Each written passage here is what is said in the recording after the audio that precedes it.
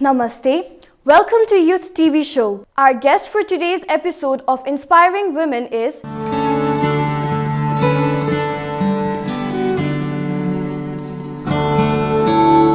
The benefit of the dual system, working and studying at the same time, is that you know why you study for, so you are motivated, and at your working place you can work more efficiently because you have a sound theoretical background. We have many delegations from all over the world. Also the SA ministers of education came to have a look at our system. I did all my education from apprenticeship at the tourist office to the 3 studies I did with the family, with the little kids.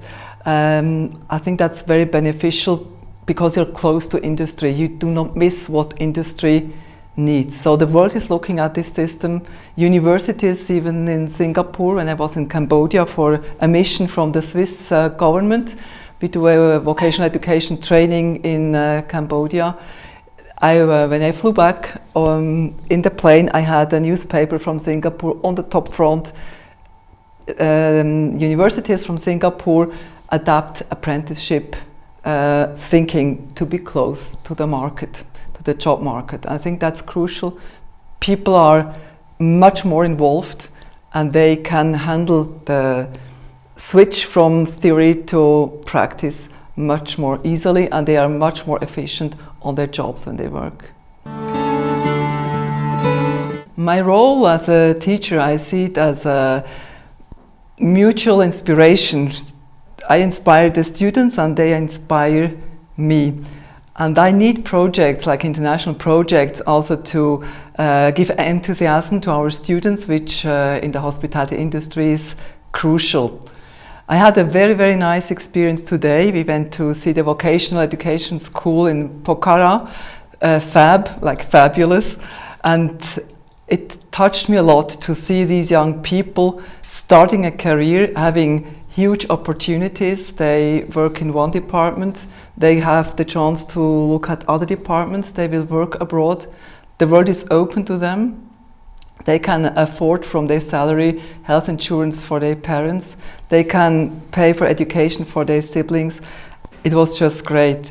And before I left Switzerland to come to Nepal, I told my students what I'm doing in Nepal. And they said, well, are there projects? Can we be involved? And that's a real benefit. We have a lot of alumni also. They have so huge experience in the world and they inspire us.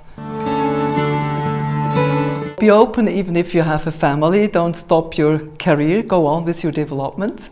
I started the academic path when I was 30. I had 2 little daughters. My husband was doing his doctorate. So we both made a career. We always were a happy family, so we never struggled. We had to be disciplined. So look for opportunities to develop yourself. Look for a smart man who will support you and your career, and not only thinking of his own. And just go step by step and look what's possible. And look for supervisors who will develop you.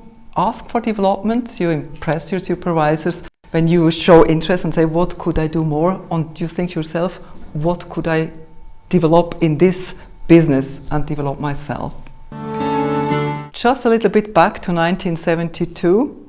That was the year where Swiss women were allowed to vote. Before, only men were voting.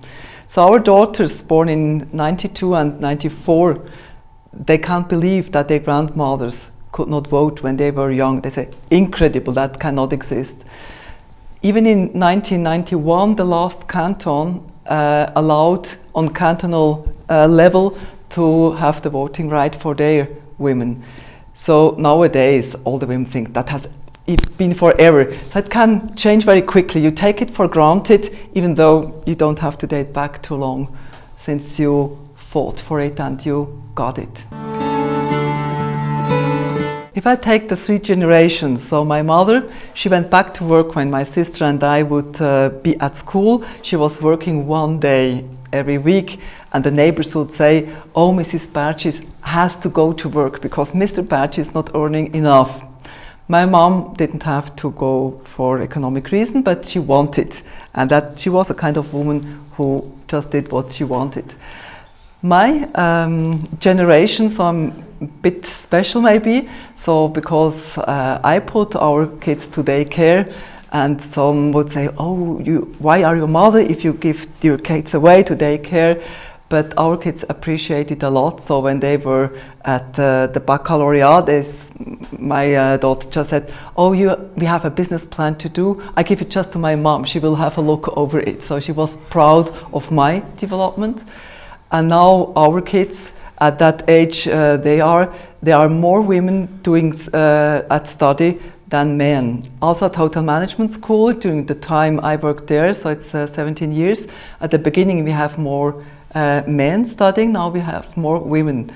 What we will see these coming years is how many women are on top level in the management. At the moment it's very low.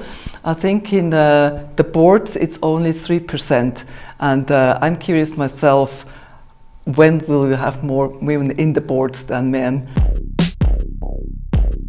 Thank you for watching us. You can follow us at facebook.com Leadership Academy KTM. We will be back next week with a new episode of Youth TV Show. Namaste.